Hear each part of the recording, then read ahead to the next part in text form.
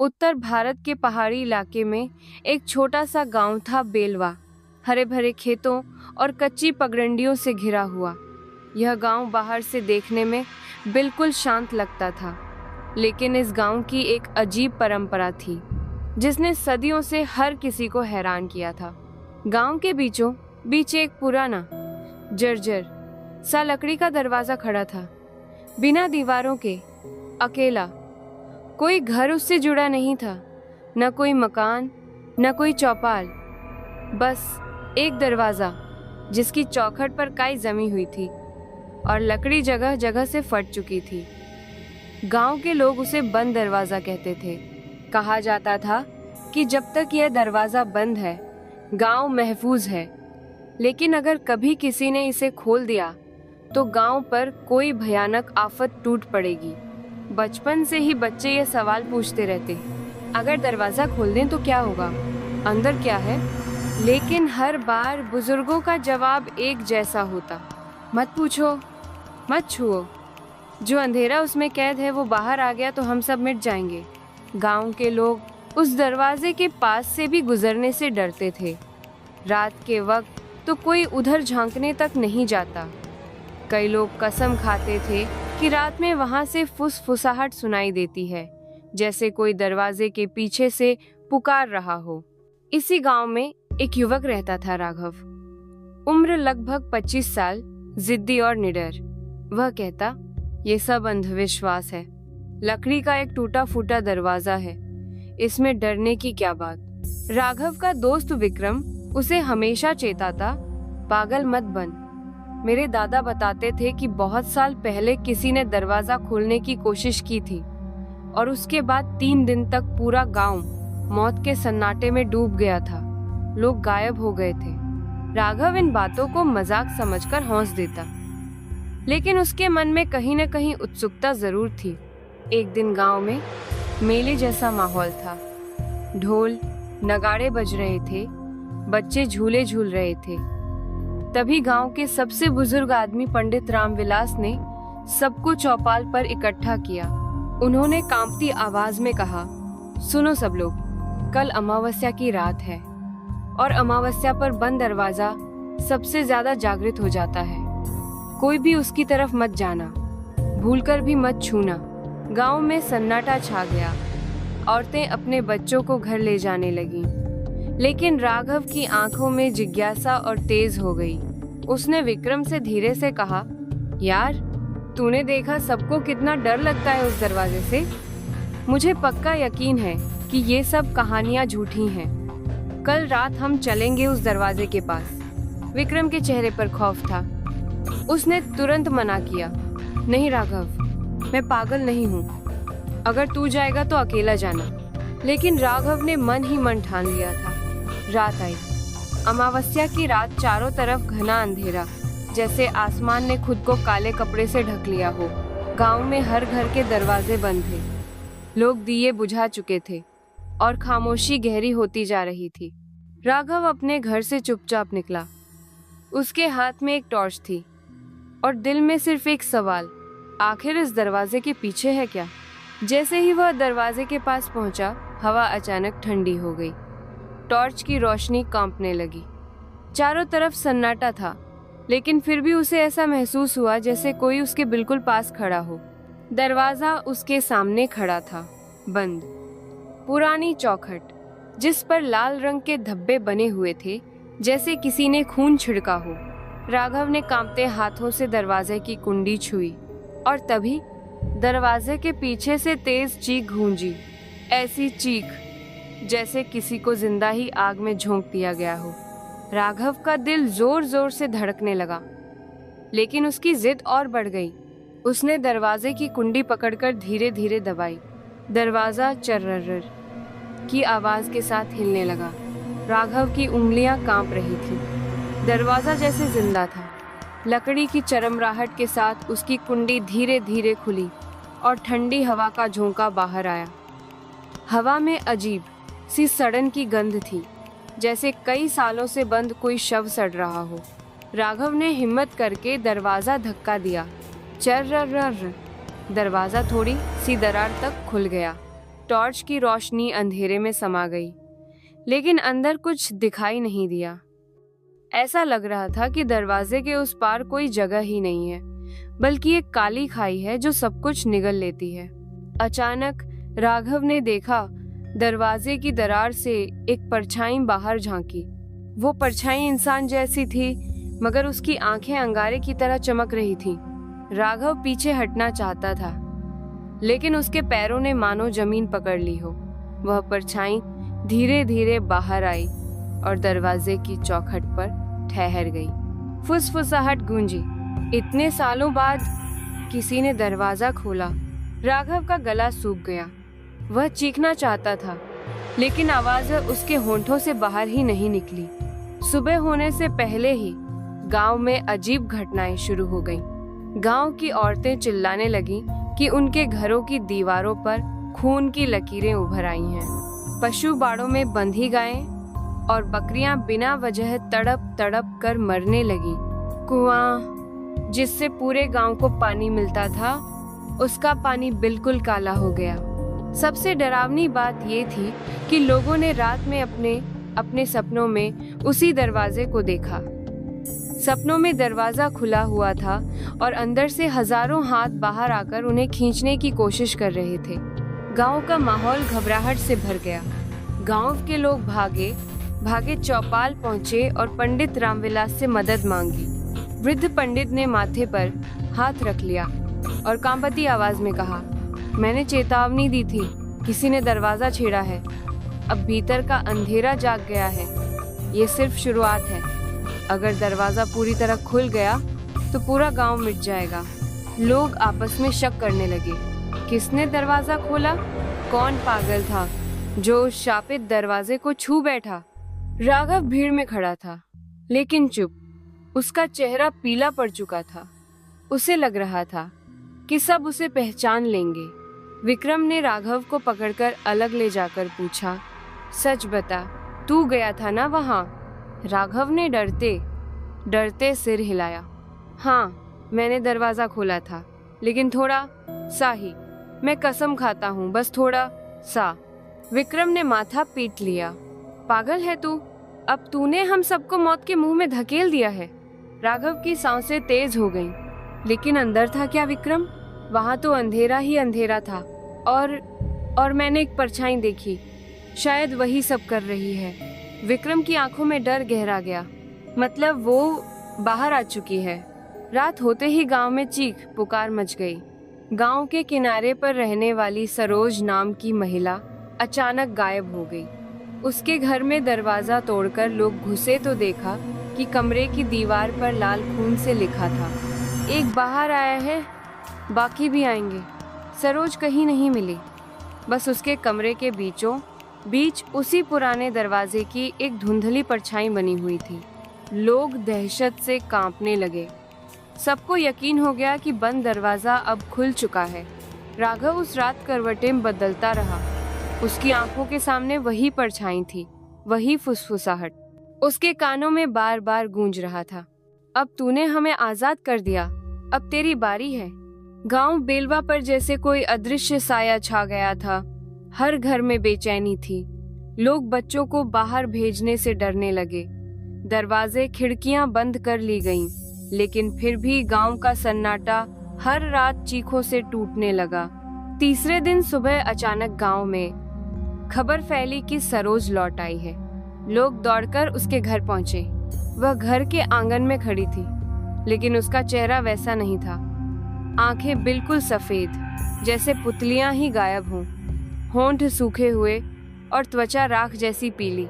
किसी ने डरते डरते पूछा, सरोज बहन, तुम ठीक हो? सरोज ने धीमी टूटी आवाज में कहा, मैं ठीक हूँ। लेकिन उसी वक्त उसकी गर्दन अजीब तरीके से घूम गई, जैसे हड्डियां टूट गई हों। और वह हौंसी इतनी भयानक हौंसी कि सब लोग भाग खड़े हुए। बुजुर्गों ने कहा, ये सरोज नहीं है, इसमें कुछ और समा गया है। गांव में दूसरी मौत। उस रात गांव के मध्य मंदिर की घंटी अचानक अपने आप बजने लगी। लोग जब मंदिर पहुंचे तो देखा कि पुजारी हरिनाथ की लाश घंटों से लटकी हुई थी। उसकी छाती पर किसी ने नाखूनों से उकेर कर लिखा था, एक एक करके सब हमारी ओर आएंगे। गांव में मातम छा गया। बच्चे बीमार पड़ने लगे। गायें और बैल अचानक तड़पकर मर रहे थे। और सबसे डरावनी बात, हर किसी के घर की दीवार पर किसी न किसी रात खून से हाथों के निशान उभर आते। विक्रम अब और सहन नहीं कर पा रहा था। उसने राघव से कहा, देख भाई, सच ये है कि तूने दरवाजा खोला और अब गांव को तूने मौत की ओर धकेल दिया। हमें कुछ करना होगा। राघव बुरी तरह टूटा हुआ था। वह चिल्ला पड़ा, मैंने बस थोड़ा सा खोला था। मैं जानबूझकर किसी को नुकसान नहीं पहुंचाना चाहता था। लेकिन अब ये परछाई मेरा पीछा नहीं छोड़ रही है। वह पसीने से तरबतर हो गया। हर रात मैं वही सपना देखता हूँ विक्रम। मैं दरवाजे के सामने खड़ा हूँ और उस पार से सैकड़ों लोग मुझे घसीटने की कोशिश करते हैं। उनके चेहरे सड़े गले होते हैं और कोई फुसफुसाता है, तेरी बारी आने वाली है। गांव के लोग मदद के लिए पंडित रामविलास के पास पहुंचे। रामविलास ने सबको चौपाल पर बुलाकर कहा, यह दरवाजा यूं ही नहीं बनाया गया था। कई 100 साल पहले हमारे पूर्वजों ने गांव को बचाने के लिए इसे खड़ा किया था। उसके पीछे दुष्ट आत्माओं का कुंड है। उन आत्माओं को कैद करने के लिए ये दरवाजा मंत्रों से बांधा गया था। लेकिन उन्होंने गहरी सांस ली। लेकिन अगर कोई इसे छेड़ दे तो बांध टूटने लगता है। और वही हुआ है। अब वो आत्माएं आजाद होने लगी हैं। गांव वाले रोने लगे। तो अब क्या होगा पंडित जी? रामविलास ने गंभीर चेहरा बनाकर कहा, अब सिर्फ एक ही रास्ता है। जिसने दरवाजा खोला है उसी को अपनी जान की आहुति देनी होगी, तभी बांध दोबारा मजबूत हो सकता है। ये सुनते ही सबकी नजर राघव पर टिक गई। गांव के लोग बड़बड़ाने लगे, यही होगा जिसने दरवाजा खोला। हाँ, तभी से सब अनर्थ हो रहा है। कुछ लोग तो उसे पकड़ने के लिए आगे बढ़े, लेकिन विक्रम बीच में आ गया। रुको, सबूत कहाँ है कि राघव ने ही खोला? बिना सबूत उसे मार डालोगे क्या? लोग चुप हो गए, लेकिन शक और गहरा गया। राघव खुद अंदर से टूट चुका था। वह सोचने लगा, क्या सचमुच मेरी मौत ही गांव को बचा सकती है? उस रात जब राघव अपने घर में अकेला था, दरवाजा अपने आप खुला। दरवाजे के पीछे वही परछाई खड़ी थी। उसकी आवाज गूंजी, अब तू नहीं बच सकता। तूने हमें राह दी है, अब हम तुझसे ही शुरुआत करेंगे। परछाई ने अचानक लंबा हाथ बढ़ाया और राघव की गर्दन पकड़ ली। उसकी उंगलियां बर्फ जैसी ठंडी थीं, लेकिन दबाव इतना था कि राघव की सांस रुकने लगी। राघव ने पूरी ताकत से मंत्र नमः शिवाय जपना शुरू कर दिया। जैसे ही उसने 5वीं बार दोहराया, परछाई अचानक पीछे हट गई। कमरे में सन्नाटा छा गया। लेकिन जाते जाते उसने एक बात कही, मंत्रों से हमें रोका जा सकता है, लेकिन हमेशा नहीं। अगली बार तेरी मौत पक्की है। गांव बेलवा की हालत दिन ब दिन बिगड़ती जा रही थी। लोग अब खुलेआम कहते फिर रहे थे कि बंद दरवाजा फिर से पूरी तरह खुलने वाला है, और जब वह पूरी तरह खुल जाएगा तब गांव का कोई भी जिंदा नहीं बचेगा। राघव दिन रात बेचैन रहने लगा था। उसकी आंखें लाल, चेहरा पीला और होंठ सूखे हुए। हर रात उसे सपनों में वही दरवाजा दिखाई देता। दरवाजा खुलता और उसके पीछे से काले साए बाहर आते। उनमें से हर चेहरा किसी गांव वाले जैसा लगता। एक दिन विक्रम ने हिम्मत जुटाकर पंडित रामविलास से पूछा, पंडित जी, आखिर ये आत्माएं कौन हैं? रामविलास ने कांपती आवाज में कहा, ये कहानी सैकड़ों साल पुरानी है। जब ये गांव नया नया बसा था, उस समय यहाँ चारों तरफ घने जंगल थे। उसी जंगल में रहते थे अघोरी तांत्रिक, जिनका नाम था केशवराज। वह नरबली देकर तंत्र साधना करते थे। उनके साथ दर्जनों चेले भी थे। कहते हैं उन्होंने जंगल में खून से लथपथ एक कुंड बनाया था। वहाँ हर अमावस्या को किसी मासूम को बलि चढ़ाया जाता। धीरे धीरे उनकी शक्ति इतनी बढ़ गई कि वे मरने के बाद भी शांति नहीं पाए। उनकी आत्माएं पिशाच बन गईं और गांव पर हमला करने लगीं। गांव वाले सहम गए। रामविलास ने आगे कहा, तब हमारे पूर्वजों ने एक महायज्ञ किया। तंत्र मंत्र से उन आत्माओं को उसी कुंड में कैद कर दिया और उसके ऊपर ये दरवाजा खड़ा किया गया। इसे मंत्रों से बांध दिया गया ताकि आत्माएं कभी बाहर ना आ सके। तभी से इसे बंद दरवाजा कहा जाने लगा। रामविलास ने गहरी नजर से राघव की तरफ देखा, जिसने इस दरवाजे को छेड़ा है। उसकी आत्मा अब उसी श्राप से जुड़ गई है। वो आत्माएं उसे अपना दूत मानती हैं। अगर इसे समय रहते रोका न गया तो राघव खुद उनका हिस्सा बन जाएगा। राघव का दिल बैठ गया। मतलब मेरी मौत पक्की है, पंडित ने गंभीर आवाज में कहा। या तो तेरी मौत या फिर तू किसी तरह उन आत्माओं को फिर से बांधने का उपाय खोजे, लेकिन ये आसान नहीं होगा। इसी बीच गांव में डर और गहराने लगा। बच्चे अचानक रात को नींद में उठकर घर से बाहर निकल जाते और अगले दिन उनकी लाश खेतों में मिलती। बुजुर्ग कहते कि वे बच्चे दरवाजे की ओर खिंच जाते हैं, जैसे कोई उन्हें बुला रहा हो। एक रात तो पूरे गांव ने देखा, आसमान में सैकड़ों काले परिंदे मंडराने लगे। उनकी आंखें लाल थीं और उनकी चीखें इंसानी जैसी थीं। हर कोई कांप गया। अब विक्रम ने राघव से कहा, देख, चाहे जो हो, हमें सच जानना होगा। ये आत्माएं क्यों बार बार तुझे ही परेशान कर रही हैं? शायद दरवाजे के पीछे तेरे लिए कुछ खास छिपा है। राघव डरते डरते बोला, मैं वहां फिर से नहीं जाऊंगा। मैं नहीं चाहता कि और मौतें हों। लेकिन तभी दरवाजे के पास से चीख गूंजी, इतनी भयानक कि पूरा गांव कांप उठा। लोग दौड़े तो देखा कि वहां एक और औरत की लाश पड़ी थी। उसकी छाती पर नाखूनों से लिखा था, राघव हमारा है। यह पढ़कर राघव के पैरों तले जमीन खिसक गई। पंडित रामविलास ने राघव को एक पुराना ग्रंथ दिखाया। इसमें लिखा है कि अगर कोई निर्दोष आत्मा अपनी बलि दे तो दरवाजा फिर से बंद किया जा सकता है। लेकिन अगर वही व्यक्ति जिसने दरवाजा खोला स्वेच्छा से उस कुंड में प्रवेश कर ले और अपनी आत्मा अर्पित कर दे तो आत्माएं फिर से बांधी जा सकती हैं। राघव का चेहरा सख्त हो गया। मतलब मुझे ही जाना होगा। विक्रम चौंक गया। नहीं, ये आत्महत्या है, कोई और रास्ता होगा। रामविलास ने कहा, रास्ता है लेकिन बहुत कठिन। उस कुंड में जाकर तंत्र मंत्र से लड़ना होगा, और अगर आत्माएं जीत गईं तो न केवल राघव बल्कि पूरा गांव उनकी दास्ता में फंस जाएगा। राघव ने गहरी सांस ली।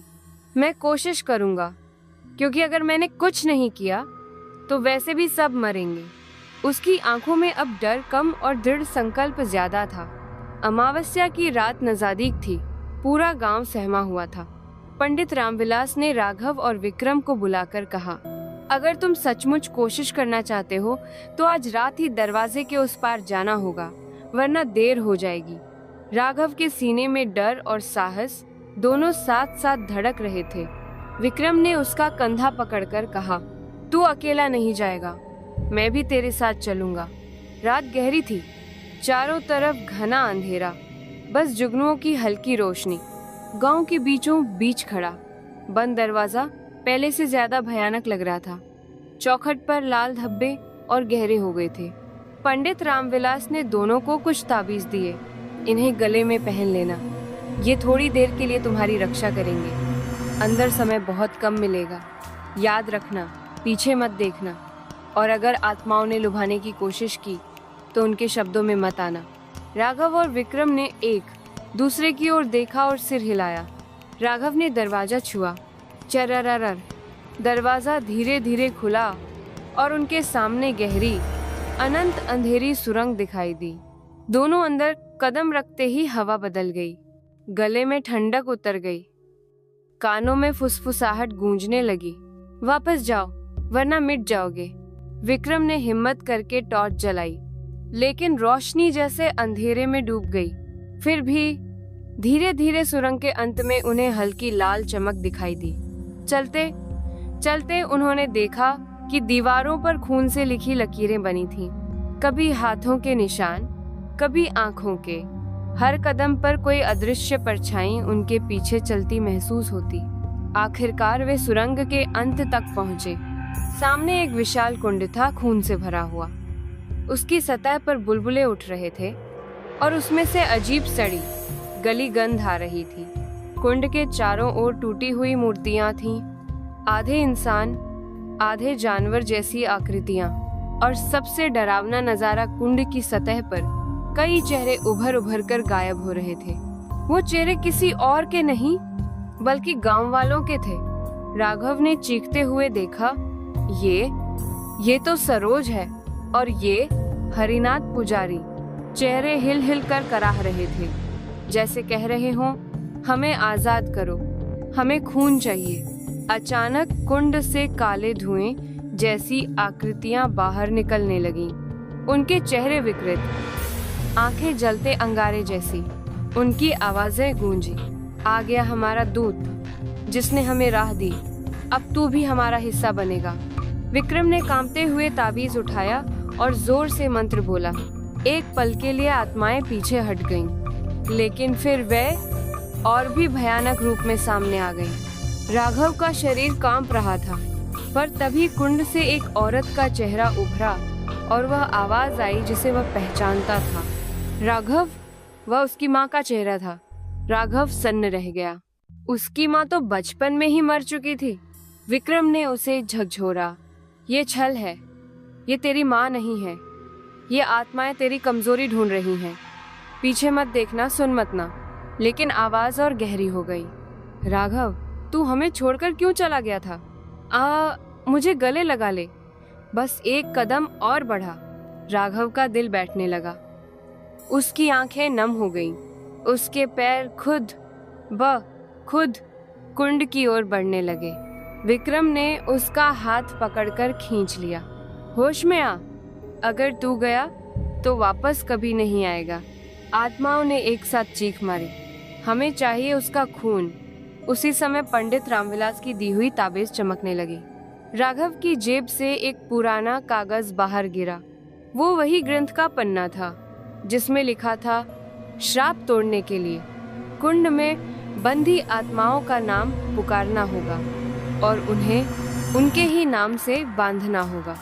राघव ने कांपते हुए कहा, इसका मतलब हमें हर आत्मा का नाम जानना होगा।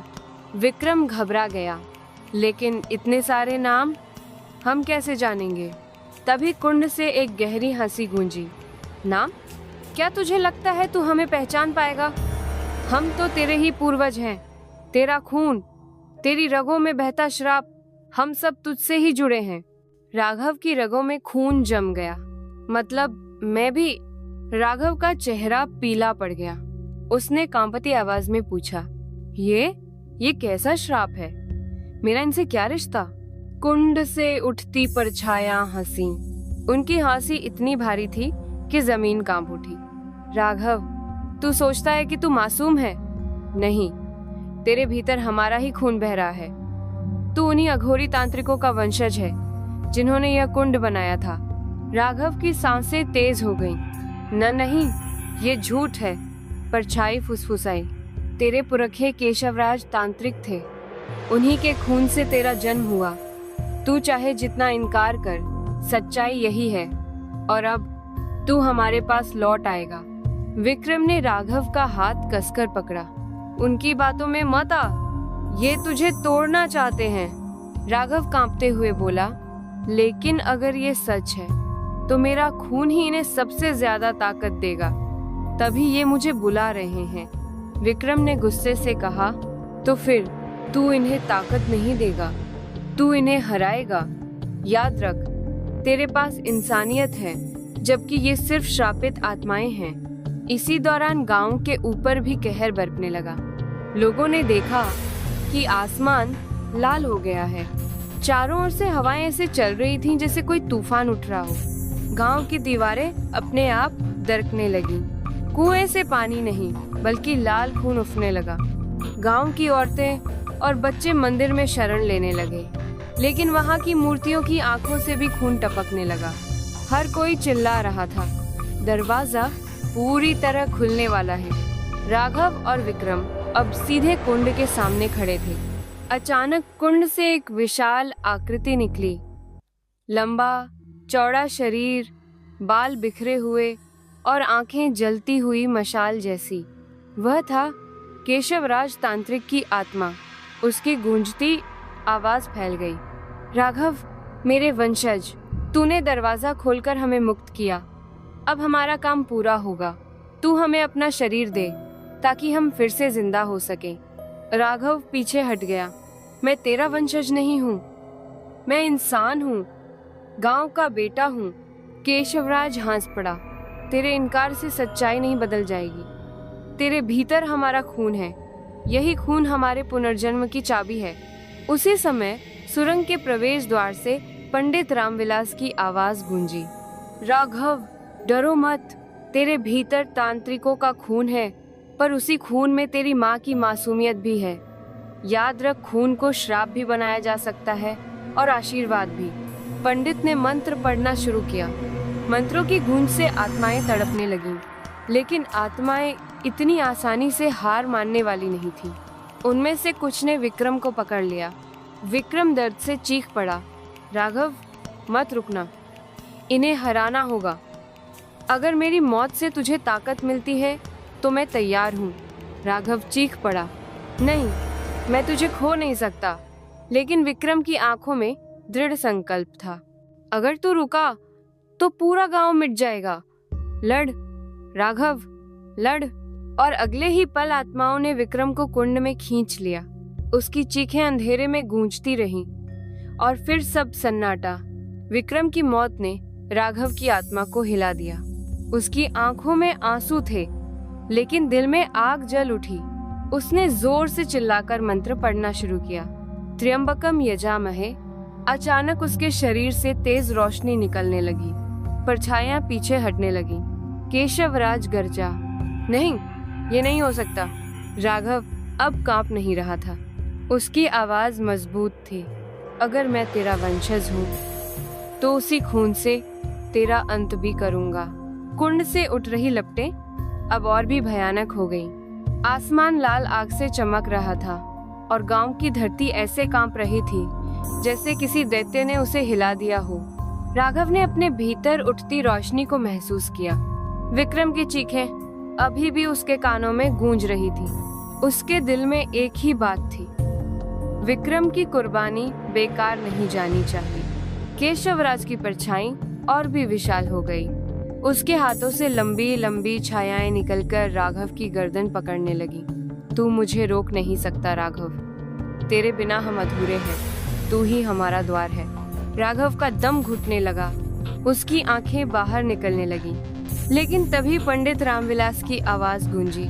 अपनी माँ को याद कर राघव, उसकी ममता, उसकी दुआएं तुझे बचाएंगी। राघव की आंखों में अपनी माँ की मुस्कान उभर आई। अचानक उसके भीतर से और भी रोशनी निकली। छायाएं पीछे हट गईं, लेकिन ये लड़ाई आसान नहीं थी। कुंड से सैकड़ों परछाइयां निकलकर हवा में तैरने लगी। हर परछाई किसी भूखे दरिंदे की तरह राघव पर झपट रही थी। राघव ने कांपते हुए मंत्र पढ़ना जारी रखा। नमः शिवाय, नमः शिवाय। हर बार जब वह मंत्र बोलता, एक एक आत्मा चीखकर धुएं में बदल जाती। लेकिन जितनी आत्माएं मरती, उतनी ही नई आत्माएं कुंड से निकल आती। लड़ाई के बीच अचानक राघव ने देखा, कुंड से धुएं में लिपटती एक आकृति निकली। वह विक्रम था, लेकिन अब उसकी आंखें काली थीं, उसकी आवाज ठंडी थी। राघव, मुझे बचा नहीं सका, अब मैं भी उसी अंधेरे का हिस्सा हूँ। राघव की आंखों से आंसू बह निकले। नहीं विक्रम, तू मेरा भाई है, मैं तुझे अंधेरे में खोने नहीं दूंगा। उसने कांपते हाथों से विक्रम को छूने की कोशिश की। अचानक उसके शरीर से निकलती रोशनी ने विक्रम को ढक लिया। विक्रम की काली आंखें फिर से साफ हो गईं। उसने कमजोर आवाज में कहा, राघव, तू जीत सकता है, मैं तेरे साथ हूँ। फिर विक्रम का शरीर रोशनी में बदलकर राघव के भीतर समा गया। अब राघव अकेला नहीं था। विक्रम की आत्मा उसके भीतर शक्ति बनकर जल रही थी। उसने दोनों हाथ आकाश की ओर उठाए और पूरी ताकत से मंत्र बोला, त्र्यंबकम यजामहे सुगंधिम पुष्टिवर्धनम। पूरा कुंड हिलने लगा। लपटें नीली हो गईं। आत्माएं दर्द से चिल्लाईं। केशवराज ने अंतिम बार गर्ज कर कहा, राघव, याद रख, खून कभी धोखा नहीं देता। एक दिन तू भी हमारे जैसा बनेगा। और अगले ही पल राघव ने अपनी सारी ताकत उस कुंड में झोंक दी। एक तेज विस्फोट हुआ, धरती फटी, आसमान काला हो गया और फिर सब कुछ सन्नाटे में डूब गया। गांव वाले मंदिर में दहशत में बैठे थे। अचानक सब शांत हो गया, आसमान साफ हो गया, गांव की टूटी दीवारें अपने आप जुड़ने लगीं। गांव का वह बंद दरवाजा जो सदियों से रहस्य बना हुआ था, अब हमेशा के लिए पत्थर में बदल गया। वहां अब कोई रास्ता, कोई आवाज, कोई परछाई नहीं बची।